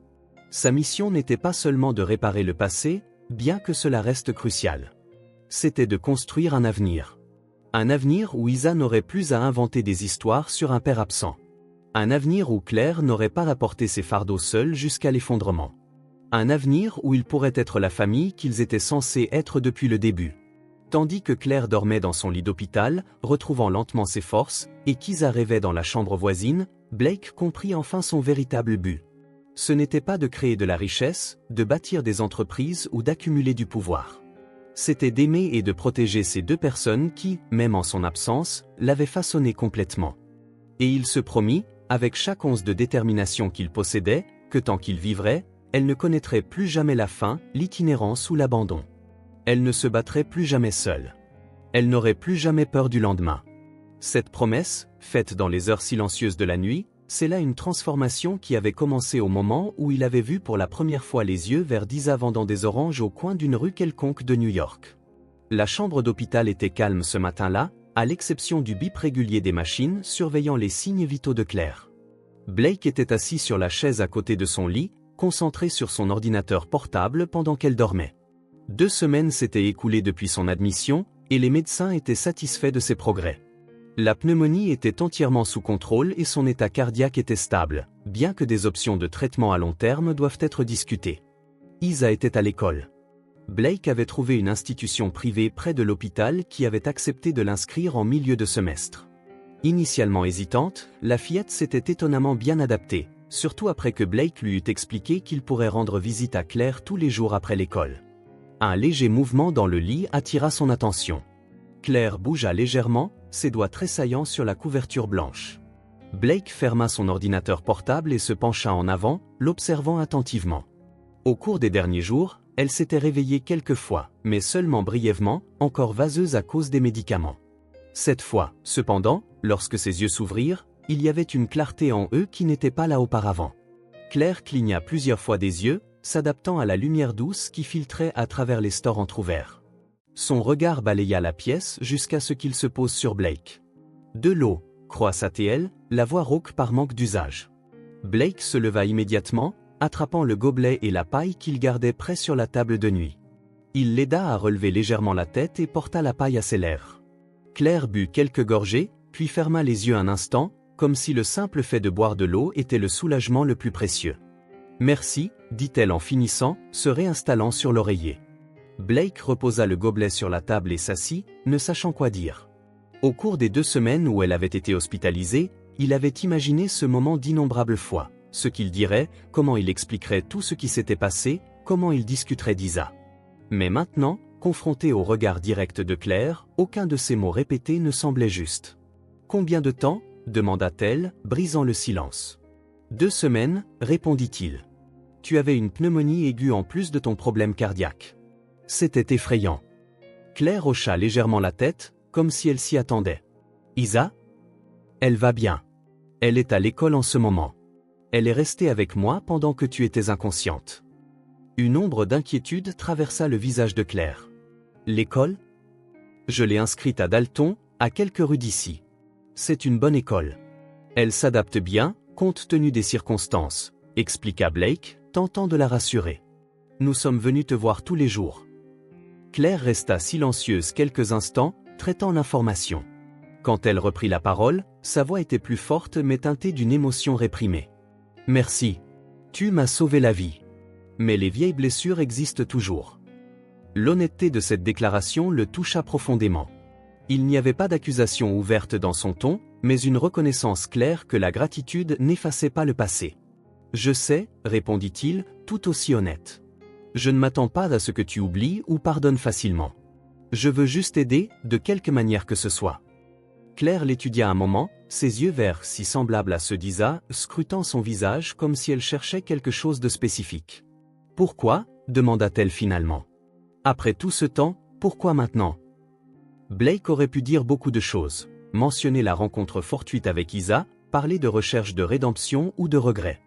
Mais il choisit la vérité la plus simple. « Parce que j'ai enfin compris ce qui compte vraiment », dit-il. « Et ce n'est aucune des choses que j'ai passé des années à poursuivre. » Claire ne répondit pas, mais quelque chose dans son regard s'adoucit, presque imperceptiblement. Elle tourna la tête vers la fenêtre, regardant le ciel bleu et les nuages dérivants. « Les médecins ont-ils dit quand je pourrais rentrer chez moi » demanda-t-elle après un moment. Blake hésita. « Dans quelques jours de plus, probablement. »« Mais Claire, à propos de ta maison ? Quoi à ce sujet ? » J'ai déménagé tes affaires et celles d'Isa dans un appartement que j'ai loué près d'ici, temporairement, expliqua-t-il prudemment. J'ai pensé que ce serait plus pratique pendant ta convalescence, être proche de l'hôpital et de l'école d'Isa. Il se prépara à la colère, à l'indignation vertueuse qu'il ait pris une décision aussi importante sans la consulter. Mais Claire hocha simplement la tête faiblement. « Ça a du sens, dit-elle. Merci. » Le silence retomba entre eux, moins tendu cette fois, mais toujours chargé de mots non dits. Blake voulait poser des questions sur le passé, sur les années perdues, sur Isa. Il voulait avouer qu'il savait, qu'il avait compris. Mais quelque chose le retenait, le respect de son timing, du besoin de Claire d'affronter le présent avant de confronter le passé. « Pourrais-tu m'apporter un miroir » demanda-t-elle, interrompant ses pensées. Blake trouva un petit miroir dans le tiroir de la table de nuit et le lui tendit. Claire observa son reflet avec une expression neutre, son visage aminci, ses cheveux ternes, sa peau pâle. Elle ne montra ni surprise ni tristesse, juste de l'acceptation. « J'ai failli y passer cette fois, n'est-ce pas » demanda-t-elle en rendant le miroir. « Oui » dit-il, se souvenant de la peur qu'il avait ressentie. « Mais tu es forte, Claire. Tu l'as toujours été. » Un sourire fragile, son premier depuis son réveil, traversa ses lèvres un instant. Il le fallait bien. À ce moment-là, la porte s'ouvrit et un médecin entra, suivi d'une infirmière. Ils sourirent tous les deux en voyant Claire éveillée. « Madame Bennett, ravie de vous voir éveillée et consciente », salua le médecin en s'approchant du lit. « Comment vous sentez-vous » Blake se leva, laissant la place au médecin pour examiner Claire. « Je vais chercher un café pendant que vous vous faites examiner, » dit-il. « Je reviens tout de suite. » Claire hocha la tête et Blake quitta la pièce, ressentant un mélange de soulagement et d'appréhension. La glace était brisée, mais le chemin à parcourir restait long et incertain.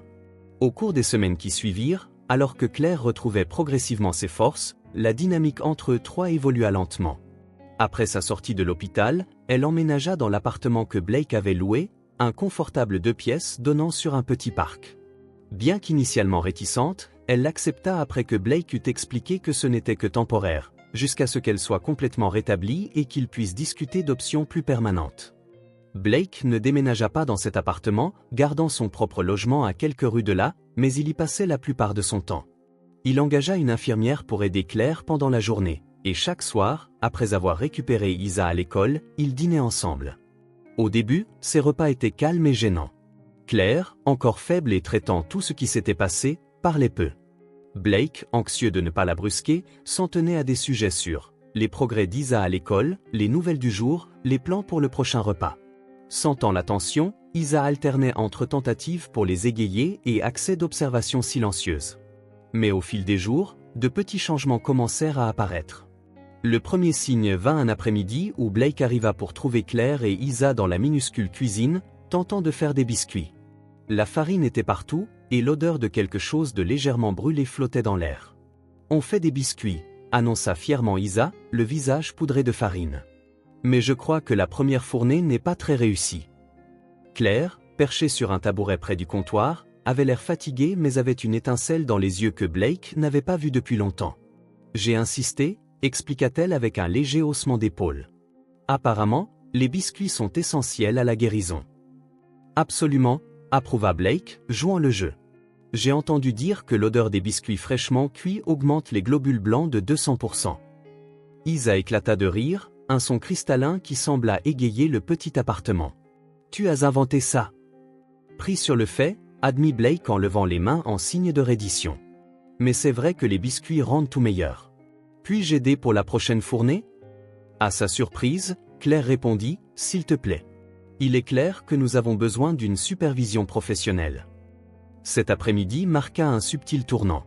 La glace ne fondit pas entièrement, mais elle commença à se fissurer. Dans les semaines suivantes, d'autres moments comme celui-là apparurent, de petites îles de normalité et même de joie dans une mer d'incertitude. Un après-midi particulièrement agréable, Blake suggéra un pique-nique dans le petit parc de l'autre côté de la rue. Isa adora l'idée et se précipita pour aider à préparer un panier. Claire, maintenant capable de marcher sur de courtes distances sans trop se fatiguer, accepta après quelques hésitations. Assis sur une couverture à l'ombre d'un grand arbre, les trois auraient pu sembler, pour n'importe quel observateur occasionnel, une famille parfaitement normale profitant d'une journée de printemps. Isa courait de temps en temps pour chasser des écureuils ou des papillons, revenant rapporter ses découvertes avec une excitation enfantine. Blake observait Claire, qui semblait plus détendue qu'elle ne l'avait été depuis son réveil à l'hôpital. Appuyant son dos contre le tronc de l'arbre, elle ferma brièvement les yeux, laissant le soleil filtrant à travers les feuilles jouer sur son visage. « Ça m'a manqué », dit-elle doucement sans ouvrir les yeux. « Le parc ?» demanda Blake. « Juste exister, sans me battre constamment. » Elle ouvrit les yeux et regarda Isa, qui était maintenant accroupie près d'un parterre de fleurs, étudiant quelque chose sur le sol.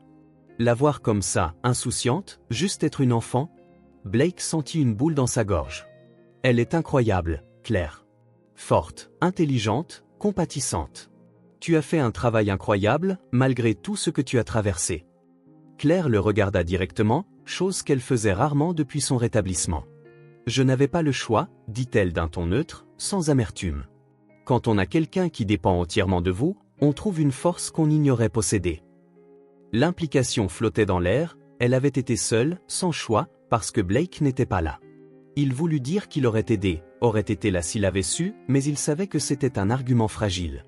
Au lieu de cela, il opta pour l'honnêteté. « Je suis désolé que tu aies dû faire tout ça seul, » dit-il simplement. « Vraiment désolé. » Claire ne répondit pas immédiatement.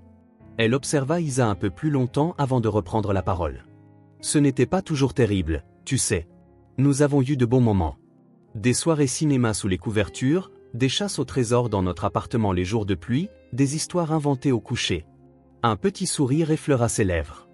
Isa a une imagination incroyable. Tu l'as probablement remarqué. Oui, dit Blake, se rappelant les contes fantastiques qu'elle tissait. Elle m'a parlé du royaume secret dans son placard, gouverné par un chat à 3 pattes portant une couronne. Claire rit, un son si inhabituel maintenant qu'il faillit surprendre Blake. Sœur Moustache, un souverain bienveillant mais exigeant. Apparemment, seuls ceux qui connaissent le mot de passe secret, qui change chaque semaine, sont autorisés à entrer. Et ça implique toujours une sorte de miaulement ou de ronronnement, ajouta Blake avec un sourire. Ils partagèrent un bref moment de complicité, unis par leur amour pour le même enfant remarquable. Pendant un instant, les années de séparation semblèrent se réduire, et ils étaient simplement Claire et Blake à nouveau, comme ils l'avaient été avant que l'ambition et l'orgueil blessé ne les déchirent. Mais ensuite, Claire détourna le regard, et le moment passa.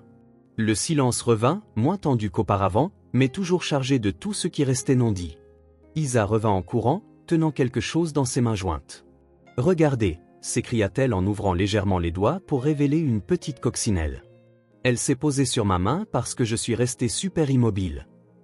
On dit que les coccinelles portent chance, dit Claire en se penchant pour voir le minuscule insecte rouge. Savais-tu qu'elles aident à protéger les jardins? Elles sont comme de petites gardiennes. Comme des chevaliers en armure rouge, ajouta Blake. Isa médita cette idée. Je suppose qu'elle a besoin d'un nom alors. Tous les chevaliers ont des noms. Que penses-tu de Lady Point? Suggéra Blake. Ou Écarlate la Brave? Proposa Claire. Isa secoua la tête aux deux suggestions. Je l'appelle Lady Riddington, protectrice des jardins et amie des enfants, déclara-t-elle avec toute la solennité d'une cérémonie royale. Blake et Claire se regardèrent et éclatèrent de rire en même temps, un rire sincère et partagé qui ébrécha un peu plus la tension entre eux.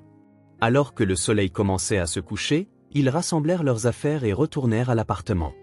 Claire, fatiguée mais visiblement plus joyeuse que d'habitude, insista pour aider à préparer le dîner. Ils travaillèrent tous les trois dans la petite cuisine, Isa lavant les légumes, Claire les coupant soigneusement et Blake s'occupant du reste. Le repas simple, poulet rôti avec légumes et riz, fut consommé au milieu de conversations légères et de rires occasionnels. Pour la première fois, ils entrevirent ce qu'ils pourraient être en tant que famille, s'ils s'autorisaient seulement à le rêver possible. Plus tard, après qu'Isa fut allée se coucher, Blake et Claire s'assirent sur le petit balcon de l'appartement, regardant les lumières de la ville commencer à scintiller contre le ciel qui s'assombrissait. Blake lui tendit une tasse de thé aux camomilles avec une touche de miel, exactement comme elle l'aimait autrefois. « Merci », dit-elle en acceptant la tasse. Le mot portait plus de sens qu'une simple gratitude pour le thé, et ils le savaient tous les deux. « Pour toi et Isa, je ferai n'importe quoi », répondit-il en s'installant dans le fauteuil à côté d'elle.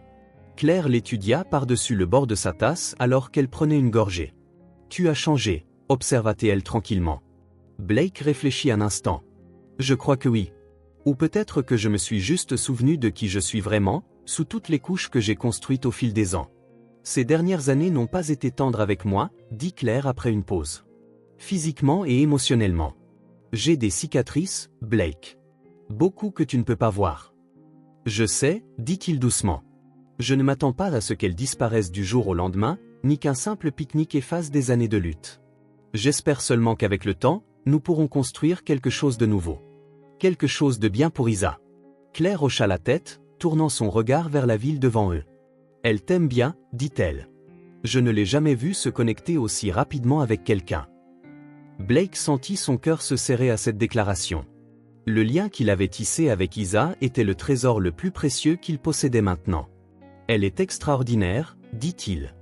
Et elle mérite le meilleur que nous puissions lui offrir. Claire ne répondit pas tout de suite. Quand elle le fit enfin, sa voix était si douce qu'elle se perdit presque dans la brise nocturne. J'ai peur, Blake. Peur de faire confiance à nouveau. Peur de me laisser croire que cette fois pourrait être différente. L'honnêteté brute de sa confession toucha profondément Blake. C'était la première fois depuis son réveil qu'elle ouvrait vraiment, même une petite fenêtre, sur ses sentiments. Ta peur est justifiée, reconnut-il. Je ne peux pas promettre que je ne te décevrai plus jamais. Mais je peux promettre que je ferai tout ce qui est en mon pouvoir pour être la personne que toi et Isa méritez. Et je comprends si tu as besoin de temps. Beaucoup de temps. Claire le regarda alors, vraiment regarda, comme si elle voyait au-delà de la surface, au-delà de l'homme d'affaires prospère, au-delà de l'ex-petit ami qui l'avait blessé. Pendant un instant, Blake se sentit entièrement exposé, tous ses défauts et ses peurs mis à nu.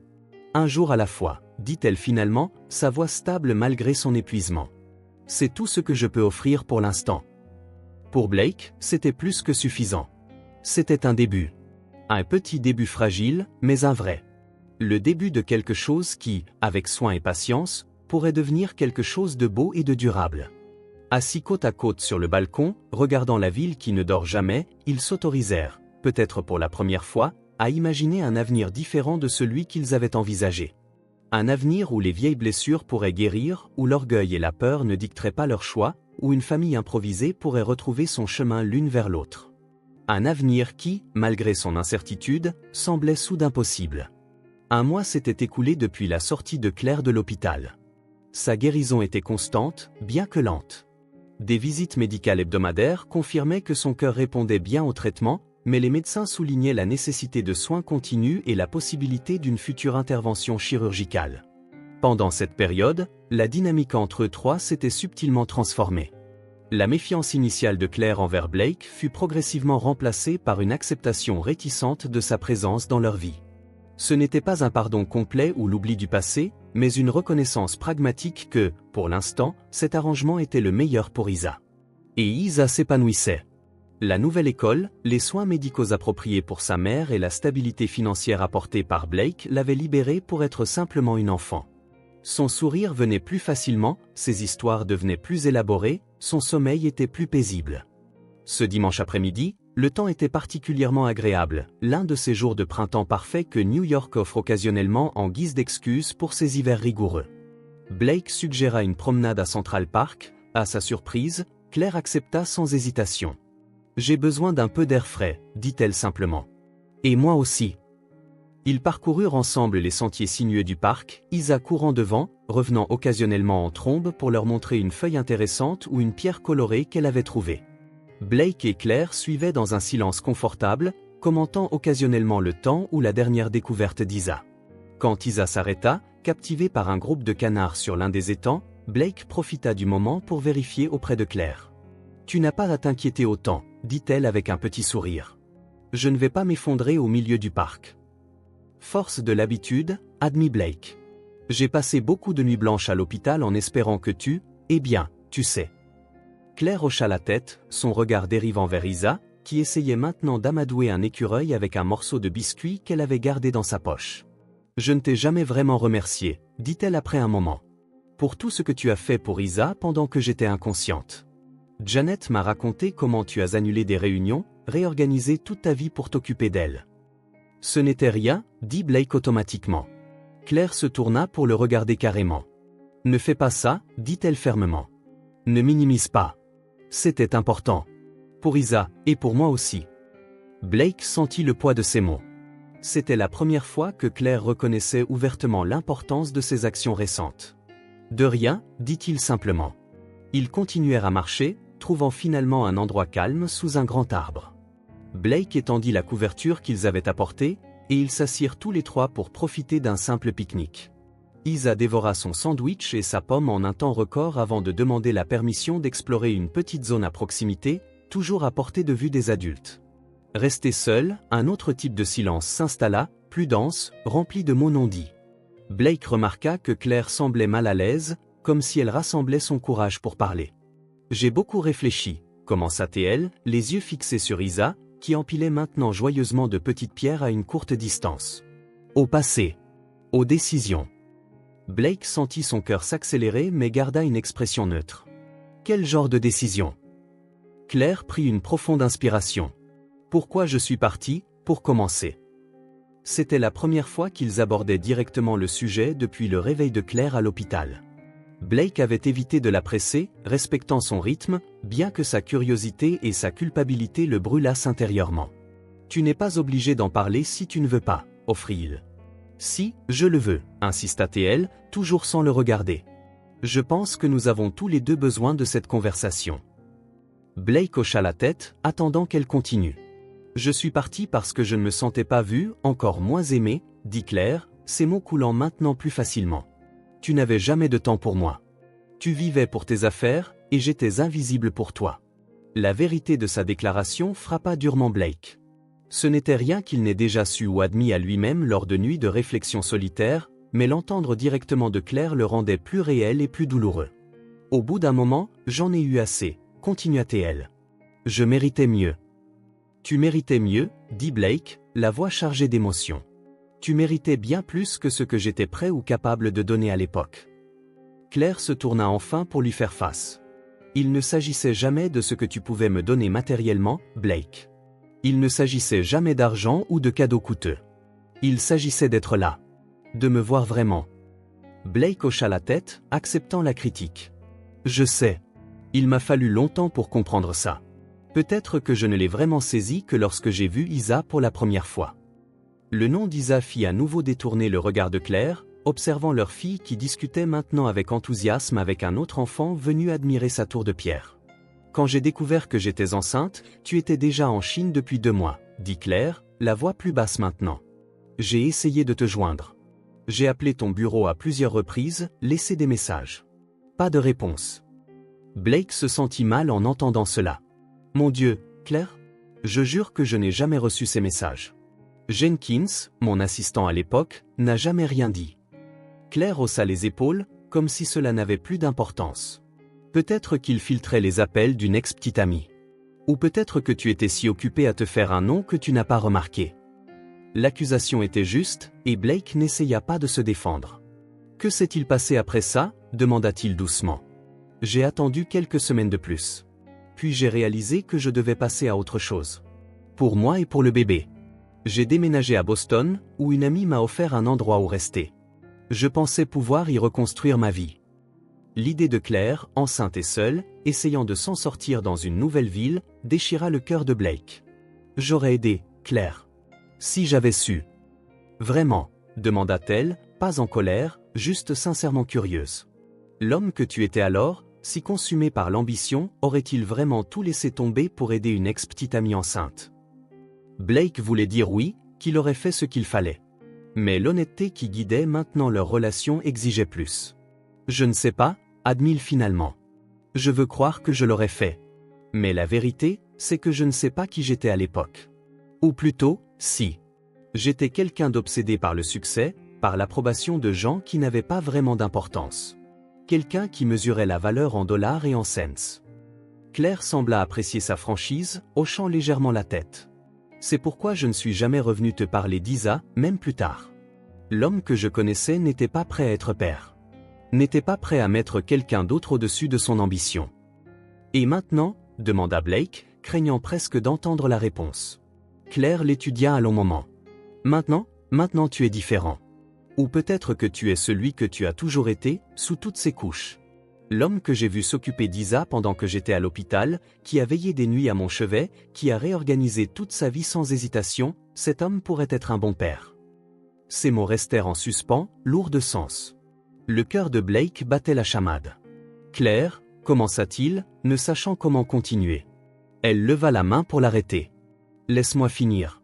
Il y a quelque chose que je dois dire. Quelque chose que j'aurais dû dire il y a longtemps. Blake hocha la tête, respectant sa demande. Claire prit une profonde inspiration, regarda une fois de plus Isa, toujours perdue dans son propre monde de pierre, puis plongea ses yeux dans ceux de Blake. Isa est ta fille, Blake. Bien qu'il l'ait déjà soupçonné, bien que toutes les preuves l'indiquent, bien que son cœur l'ait déjà accepté, entendre ces mots de Claire, clairs et définitifs, le frappa comme une explosion dans sa poitrine. Un flot d'émotions le submergea, une profonde tristesse pour le temps perdu, pour la naissance qu'il n'avait jamais vue, les premiers pas qu'il avait manqués, les premiers mots qu'il n'avait jamais entendus, mais aussi une joie indescriptible pour la confirmation, pour la reconnaissance explicite de Claire, et pour la chance de pouvoir enfin être un vrai père pour Isa. Je le savais, réussit-il à dire après un moment, la voix tremblante. Depuis que je l'ai vu pour la première fois. Ses yeux, mes yeux. Ton expression, dit Claire avec un petit sourire. Et cette obstination, tout à toi. Blake rit, bien que des larmes brouillent sa vision. Merci de me l'avoir dit. De confirmer, même si je le savais déjà. Tu méritais de l'entendre de ma part, répondit simplement Claire. Vous méritiez tous les deux la vérité. Blake jeta un coup d'œil à Isa, inconsciente de la conversation qui changeait tout. Le sait-elle? Demanda-t-il. Claire secoua la tête. Non. J'attendais le bon moment. Et maintenant je pense qu'il est temps. Mais nous devons le faire ensemble. Prudemment. Elle a tellement de questions sur son père. Elle s'est inventé tellement d'histoires. Je sais, dit Blake doucement. Elle m'en a partagé quelques-unes.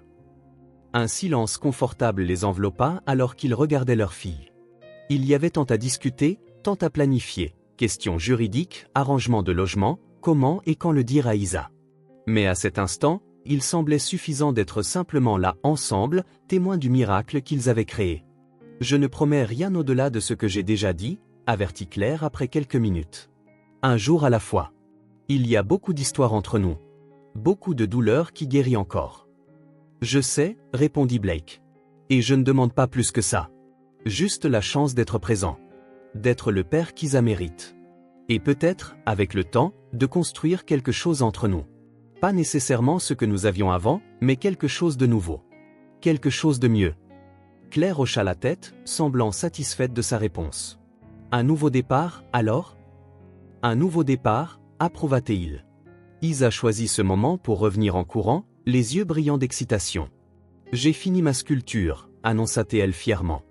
Il faut que vous veniez la voir. Blake et Claire échangèrent un rapide regard, plein de promesses tacites, avant de se lever pour suivre leur fille. La sculpture était une tour de pierre, soigneusement équilibrée pour former une pile précaire mais impressionnante qui défiait la gravité. C'est magnifique, loua Claire en s'agenouillant pour mieux voir. Qu'est-ce que ça représente? Demanda Blake, sincèrement curieux. Isa le regarda comme si la réponse était évidente. C'est notre famille, idiot. Tu vois, cette grosse pierre en bas, c'est toi, parce que tu es fort et que tu soutiens tout le monde. Celle du milieu, c'est maman, parce qu'elle maintient tout connecté. Et cette petite en haut, c'est moi.